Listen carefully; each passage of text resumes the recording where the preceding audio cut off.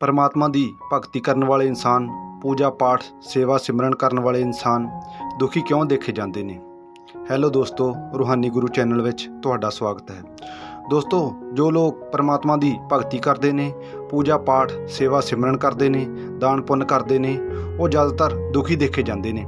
ਐਸਾ ਕਿਉਂ ਹੁੰਦਾ ਹੈ? ਤੁਹਾਡੇ ਸਭ ਦੇ ਮਨ ਵਿੱਚ ਵੀ ਇਹ ਪ੍ਰਸ਼ਨ ਕਾਫੀ ਭਲੇ ਲੋਕਾਂ ਨੂੰ ਦੇਖ ਕੇ ਆਉਂਦਾ ਜ਼ਰੂਰ ਹੋਵੇਗਾ। ਇਸ ਪ੍ਰਸ਼ਨ ਦਾ ਉੱਤਰ ਮੈਂ ਤੁਹਾਨੂੰ ਇੱਕ ਕਹਾਣੀ ਰਾਹੀਂ ਦੇਣ ਦੀ ਕੋਸ਼ਿਸ਼ ਕਰਦਾ ਹਾਂ। ਇੱਕ ਪਿੰਡ ਵਿੱਚ ਦੋ ਦੋਸਤ ਰਹਿੰਦੇ ਸੀ। ਉਹਨਾਂ ਦੀ ਦੋਸਤੀ ਬਹੁਤ ਜ਼ਿਆਦਾ ਗਹਿਰੀ ਸੀ, ਪਰ ਉਹਨਾਂ ਦੇ ਸੁਭਾਅ ਵਿੱਚ ਜ਼ਮੀਨ ਅਸਮਾਨ ਦਾ ਫਰਕ ਸੀ। ਜੋ ਪਹਿਲਾ ਦੋਸਤ ਸੀ ਉਹ ਪਰਮਾਤਮਾ ਨੂੰ ਮੰਨਣ ਵਾਲਾ ਸੀ, ਉਸ ਦੀ ਰਜ਼ਾ ਵਿੱਚ ਚੱਲਣ ਵਾਲਾ ਸੀ, ਸੇਵਾ ਸਿਮਰਨ ਦਾਨ ਪੁੰਨ ਕਰਨ ਵਾਲਾ ਸੀ। ਤੇ ਜੋ ਦੂਜਾ ਦੋਸਤ ਸੀ ਉਹ ਇਸ ਦੇ ਬਿਲਕੁਲ ਉਲਟ ਚੋਰੀ ਠੱਗੀ ਨਿੰਦਿਆ ਚੁਗਲੀ ਪਾਪ ਕਰਮ ਤੇ ਦੂਜਿਆਂ ਨੂੰ ਨੁਕਸਾਨ ਪਹੁੰਚਾਉਣ ਵਾਲਾ ਸੀ। ਪਰ ਹੈਰਾਨੀ ਦੀ ਗੱਲ ਤਾਂ ਇਹ ਸੀ, ਜੋ ਦੋਸਤ ਪੁੰਨ ਕਰਮ ਕਰਦਾ ਸੀ, ਪਰਮਾਤਮਾ ਦੀ ਭਗਤੀ ਕਰਦਾ ਸੀ, ਸੇਵਾ ਸਿਮਰਨ ਕਰਦਾ ਸੀ, ਉਹ ਹਮੇਸ਼ਾ ਦੁਖੀ ਰਹਿੰਦਾ ਸੀ। ਉਸ ਦੀ ਜ਼ਿੰਦਗੀ ਵਿੱਚ ਦੁੱਖ ਹੀ ਦੁੱਖ ਸਨ। ਉਸ ਦੀ ਜ਼ਿੰਦਗੀ ਦੁੱਖਾਂ ਨਾਲ ਭਰੀ ਹੋਈ ਸੀ। ਤੇ ਇਸ ਦੇ ਉਲਟ ਜੋ ਦੂਜਾ ਦੋਸਤ ਸੀ, ਜੋ ਪਾਪ ਕਰਮ ਕਰਦਾ ਸੀ, ਉਹ ਬਹੁਤ ਜ਼ਿਆਦਾ ਸੁਖੀ ਸੀ ਤੇ ਐਸ਼ੋ ਆਰਾਮ ਦੀ ਜ਼ਿੰਦਗੀ ਬਤੀਤ ਕਰ ਰਿਹਾ ਸੀ। ਇੱਕ ਦਿਨ ਉਹ ਦੂਜਾ ਦੋਸਤ ਜੋ ਪਾਪ ਕਰਮ ਕਰਦਾ ਸੀ, ਉਹ ਪੁੰਨ ਕਰਮ ਕਰਨ ਵਾਲੇ ਦੋਸਤ ਦੇ ਕੋਲ ਆਇਆ ਤੇ ਉਸ ਦੀ ਹਾਲਤ ਦੇਖ ਕੇ ਉਸ ਨੂੰ ਕਹਿਣ ਲੱਗਾ ਕਿ ਤੂੰ ਹਮੇਸ਼ਾ ਪੂਜਾ ਪਾਠ ਸੇਵਾ ਸਿਮਰਨ ਤੇ ਦੂਜਿਆਂ ਦੀ ਸਹਾਇਤਾ ਕਰਦਾ ਰਹਿਣਾ ਹੈ, ਪਰ ਤੇਰੇ ਪਰਮਾਤਮਾ ਨੇ ਤੈਨੂੰ ਦਿੱਤਾ ਕੀ ਏ? ਤੇਰੇ ਤਾਂ ਫਟੇ ਹਾਲ ਹਨ।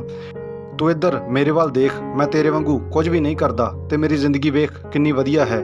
ਇਸ ਲਈ ਬਹੁਤ ਹੋ ਗਿਆ ਪੁੰਨ ਦਾਨ ਸੇਵਾ ਸਿਮਰਨ, ਛੱਡ ਦੇ ਇਹਨਾਂ ਚੀਜ਼ਾਂ ਨੂੰ। ਇਹਨਾਂ ਚੀਜ਼ਾਂ ਵਿੱਚ ਕੁਝ ਵੀ ਨਹੀਂ।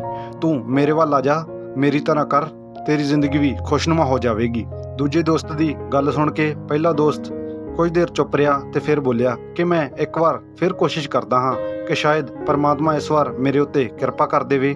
ਫਿਰ ਦੋਵੇਂ ਦੋਸਤ ਆਪਣੇ ਆਪਣੇ ਕੰਮਾਂ 'ਤੇ ਉੱਥੋਂ ਚਲੇ ਜਾਂਦੇ ਹਨ। ਪਹਿਲਾ ਦੋਸਤ ਜੋ ਪੂਜਾ ਪਾਠ ਕਰਨ ਦੇ ਲਈ ਜਾ ਰਿਹਾ ਸੀ, ਉਸ ਦੇ ਚਲਦੇ ਚਲਦੇ ਰਾਹ ਵਿੱਚ ਪੈਰ ਵਿੱਚ ਲੋਹੇ ਦੀ ਮੇਖ ਵੱਜ ਜਾਂਦੀ ਹੈ ਤੇ ਉਸ ਦਾ ਪੈਰ ਲਹੂ ਲੁਹਾਨ ਹੋ ਜਾਂਦਾ ਹੈ। ਤੇ ਦੂਜੇ ਪਾਸੇ ਜੋ ਦੋਸਤ ਪਾਪ ਕਰਮ ਕਰਦਾ ਸੀ, ਉਸ ਨੂੰ ਰਸਤੇ ਵਿੱਚੋਂ ਸੋਨੇ ਦੀ ਪੋਟਲੀ ਲੱਭ ਜਾਂਦੀ ਹੈ। ਜਦੋਂ ਇਹ ਗੱਲ ਪੁੰਨ ਕਰਨ ਵਾਲੇ ਦੋਸਤ ਨੂੰ ਪਤਾ ਲੱਗਦੀ ਹੈ ਤਾਂ ਉਸ ਦਾ ਮਨ ਬਹੁਤ ਜ਼ਿਆਦਾ ਦੁਖੀ ਹੁੰਦਾ ਹੈ। ਉਸ ਦਾ ਮਨ ਬਹੁਤ ਜ਼ਿਆਦਾ ਬੇਚੈਨ ਹੋ ਜਾਂਦਾ ਹੈ ਤੇ ਉਸ ਦੇ ਮਨ ਵਿੱਚ ਇਹ ਵਿਚਾਰ ਆਉਣ ਲੱਗਦੇ ਹਨ ਕਿ ਸੇਵਾ ਸਿਮਰਨ ਭਗਤੀ ਸਭ ਕੁਝ ਵਿਅਰਥ ਹੈ, ਕੁਝ ਨਹੀਂ ਪਿਆ ਇਹਨਾਂ ਗੱਲਾਂ 'ਚ। ਮੇਰਾ ਦੋਸਤ ਸ਼ਾਇਦ ਸਹੀ ਕਹਿੰਦਾ ਹੈ। ਪਰ ਕੁਝ ਸਮੇਂ ਬਾਅਦ ਉਸਨੇ ਸੋਚਿਆ ਕਿ ਕਿਉਂ ਨਾ ਇਸ ਬਾਰੇ ਕਿਸੇ ਸੰਤ ਮਹਾਤਮਾ ਦਾ ਪੁੱਛਿਆ ਜਾਵੇ ਕਿ ਮੇਰੇ ਨਾਲ ਆਖਿਰ ਐਸਾ ਕਿਉਂ ਹੋ ਰਿਹਾ ਹੈ। ਦੋਵੇਂ ਦੋਸਤ ਇੱਕ ਸੰਤ ਦੇ ਕੋਲ ਚਲੇ ਜਾਂਦੇ ਹਨ। ਉਹਨਾਂ ਨੂੰ ਹੱਥ ਜੋੜ ਕੇ ਨਮਸਕਾਰ ਕਰਦੇ ਹਨ ਤੇ ਮੇਖ ਵੱਜਣ, ਪੋਟਲੀ ਲੱਭਣ ਤੇ ਪਾਪ ਕਰਮ ਕਰਨ ਤੇ ਪੁੰਨ ਕਰਮ ਕਰਨ ਬਾਰੇ ਦੱਸਣ ਲੱਗਦੇ ਹਨ। ਤੇ ਦੋਵੇਂ ਦੋਸਤ ਸਾਧੂ ਨੂੰ ਇਹ ਵੀ ਬੇਨਤੀ ਕਰਦੇ ਹਨ ਕਿ ਸਾਨੂੰ ਕਿਰਪਾ ਕਰਕੇ ਇਹ ਵੀ ਜ਼ਰੂਰ ਦੱਸੋ ਕਿ ਪਾਪ ਕਰਮ ਕਰਨ ਵਾਲਾ ਸੁਖੀ ਤੇ ਪੁੰਨ ਕਰਮ ਕਰਨ ਵਾਲਾ ਇਨਸਾਨ ਦੁਖੀ ਕਿਉਂ ਰਹਿੰਦਾ ਹੈ। ਤਾਂ ਫਿਰ ਸਾਧੂ ਮਹਾਰਾਜ ਉਹਨਾਂ ਦੀਆਂ ਗੱਲਾਂ ਧਿਆਨ ਨਾਲ ਸੁਣਦੇ ਹਨ ਤੇ ਫਿਰ ਉਹਨਾਂ ਨੂੰ ਕਹਿੰਦੇ ਹਨ ਕਿ ਜੋ ਦੂਜਾ ਦੋਸਤ ਹੈ, ਪਾਪ ਕਰਮ ਕਰਨ ਵਾਲਾ ਹੈ, ਉਹ ਪਿਛਲੇ ਜਨਮ ਵਿੱਚ ਇੱਕ ਭਲਾ ਇਨਸਾਨ ਸੀ ਤੇ ਪਰਮਾਤਮਾ ਨੂੰ ਮੰਨਣ ਵਾਲਾ ਸੀ। ਉਸਨੇ ਆਪਣੀ ਪਿਛਲੀ ਜ਼ਿੰਦਗੀ ਵਿੱਚ ਬਹੁਤ ਜ਼ਿਆਦਾ ਸੇਵਾ ਸਿਮਰਨ ਪੁੰਨ ਦਾਨ ਤੇ ਗਰੀਬਾਂ ਦੀ ਮਦਦ ਕੀਤੀ ਹੈ, ਜਿਸ ਦੇ ਫਲਸਰੂਪ ਉਸ ਨੂੰ ਉਹਨਾਂ ਪੁੰਨ ਕਰਮਾਂ ਦੇ ਦੁਆਰਾ ਇਸ ਜਨਮ ਵਿੱਚ ਸੁੱਖਾਂ ਦੀ ਪ੍ਰਾਪਤੀ ਹੋਈ ਹੈ। ਕੁਝ ਕਰਮ ਫਲ ਜਦੋਂ ਇਨਸਾਨ ਨੂੰ ਉਸੇ ਜਨਮ ਵਿੱਚ ਨਹੀਂ ਮਿਲ ਪਾਉਂਦੇ ਤਾਂ ਫਿਰ ਜੋ ਕਰਮ ਫਲ ਬਾਕੀ ਰਹਿ ਜਾਂਦੇ ਹਨ ਉਹ ਇਨਸਾਨ ਨੂੰ ਅਗਲੇ ਜਨਮ ਵਿੱਚ ਮਿਲਦੇ ਹਨ। ਪਰ ਜਦੋਂ ਇਸ ਦੇ ਪੁੰਨ ਕਰਮ ਖਤਮ ਹੋ ਜਾਣਗੇ ਤਾਂ ਇਸ ਦੇ ਸਾਰੇ ਸੁੱਖ ਸਮਾਪਤ ਹੋ ਜਾਣਗੇ। ਤੇ ਦੂਜੇ ਪਾਸੇ ਜੋ ਪਹਿਲਾ ਦੋਸਤ ਪੁੰਨ ਕਰਮ ਕਰਦਾ ਸੀ, ਪੂਜਾ ਪਾਠ ਸੇਵਾ ਸਿਮਰਨ ਕਰਦਾ ਸੀ, ਸਾਧੂ ਨੇ ਉਸ ਵੱਲ ਇਸ਼ਾਰਾ ਕਰਦੇ ਹੋਏ ਕਿਹਾ ਕਿ ਤੂੰ ਪਿਛਲੇ ਜਨਮ ਵਿੱਚ ਇੱਕ ਡਾਕੂ ਸੀ ਤੇ ਡਾਕੂ ਹੁੰਦੇ ਹੋਏ ਤੂੰ ਬਹੁਤ ਸਾਰੇ ਪਾਪ ਕਰਮ ਕੀਤੇ ਤੇ ਜੋ ਪਾਪ ਕਰਮ ਤੇਰੇ ਪਿਛਲੇ ਜਨਮ ਦੇ ਬਾਕੀ ਰਹਿ ਗਏ ਸਨ ਉਹ ਤੈਨੂੰ ਇਸ ਜਨਮ ਵਿੱਚ ਭੋਗਣੇ ਪੈ ਰਹੇ ਹਨ, ਜਿਸ ਕਰਕੇ ਤੇਰੀ ਜ਼ਿੰਦਗੀ ਵਿੱਚ ਦੁੱਖਾਂ ਦਾ ਸਾਇਆ ਹੈ।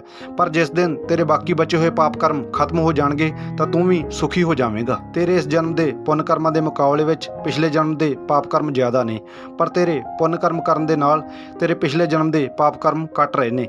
ਜਿਸ ਦਿਨ ਤੇਰੇ ਪਿਛਲੇ ਜਨਮਾਂ ਦਾ ਪਾਪ ਕਰਮ ਦਾ ਲੇਖਾ ਜੋਖਾ ਖਤਮ ਹੋ ਜਾਵੇਗਾ ਤਾਂ ਤੇਰੀ ਜ਼ਿੰਦਗੀ ਵੀ ਸੁਖਮਈ ਹੋ ਜਾਵੇਗੀ। ਇਸ ਤਰ੍ਹਾਂ ਸਾਧੂ ਨੇ ਉਹਨਾਂ ਦੋਹਾਂ ਦੋਸਤਾਂ ਦੇ ਪ੍ਰਸ਼ਨਾਂ ਦਾ ਉੱਤਰ ਦਿੱਤਾ। ਦੋਸਤੋ, ਇਸ ਉੱਤੇ ਸੰਤ ਮਹਾਤਮਾ ਵੀ ਫਰਮਾਉਂਦੇ ਹਨ ਕਿ ਕਿਸੇ ਇਨਸਾਨ ਦੇ ਜੇਕਰ ਇਸ ਜਨਮ ਵਿੱਚ ਪਾਪ ਕਰਮ ਜ਼ਿਆਦਾ ਹੋਣ ਤੇ ਇਨਸਾਨ ਦੇ ਪਾਪ ਕਰਮ ਭੋਗਣ ਦੀ ਉਮਰ ਘੱਟ ਪੈ ਜਾਵੇ ਤਾਂ ਉਸ ਦੇ ਬਚੇ ਹੋਏ ਪਾਪ ਕਰਮ ਉਸ ਨੂੰ ਅਗਲੇ ਜਨਮ ਵਿੱਚ ਭੋਗਣੇ ਪੈਂਦੇ ਹਨ।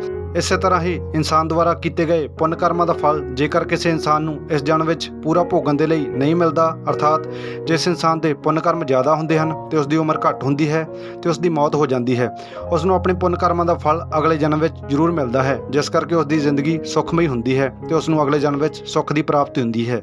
ਪਰ ਜੇਕਰ ਆਪਣੇ ਅਗਲੇ ਜਨਮ ਵਿੱਚ ਇਨਸਾਨ ਸੁਖੀ ਰਹਿੰਦੇ ਹੋਏ ਪਾਪ ਕਰਮ ਕਰਦਾ ਹੈ, ਇਸ ਨਾਲ ਉਸਦੇ ਪੁੰਨ ਕਰਮਾਂ ਦੀ ਗਿਣਤੀ ਵੀ ਘਟ ਜਾਂਦੀ ਹੈ।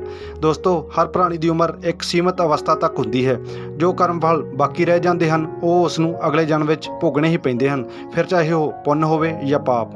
ਸੋ ਦੋਸਤੋ, ਉਮੀਦ ਕਰਦਾ ਹਾਂ ਕਿ ਤੁਹਾਨੂੰ ਮੇਰੀ ਇਸ ਕਹਾਣੀ ਦੇ ਦੁਆਰਾ ਤੁਹਾਡੇ ਪ੍ਰਸ਼ਨਾਂ ਦਾ ਉੱਤਰ ਜ਼ਰੂਰ ਮਿਲ ਗਿਆ ਹੋਵੇਗਾ। ਜੇ ਵੀਡੀਓ ਚੰਗੀ ਲੱਗੀ ਤਾਂ ਅੱਗੇ ਸ਼ੇਅਰ ਜ਼ਰੂਰ ਕਰੋ, ਅਤੇ ਜੇ ਚੈਨਲ 'ਤੇ ਨਵੇਂ ਹੋ ਤਾਂ ਚੈਨਲ ਨੂੰ ਸਬਸਕ੍ਰਾਈਬ ਵੀ ਜ਼ਰੂਰ ਕਰੋ। ਜਲਦੀ ਮਿਲਦੇ ਹਾਂ ਇੱਕ ਨਵੀਂ ਮੋਟੀਵੇਸ਼ਨਲ ਵੀਡੀਓ ਦੇ ਨਾਲ। ਤਦ ਤੱਕ ਲਈ ਧੰਨਵਾਦ।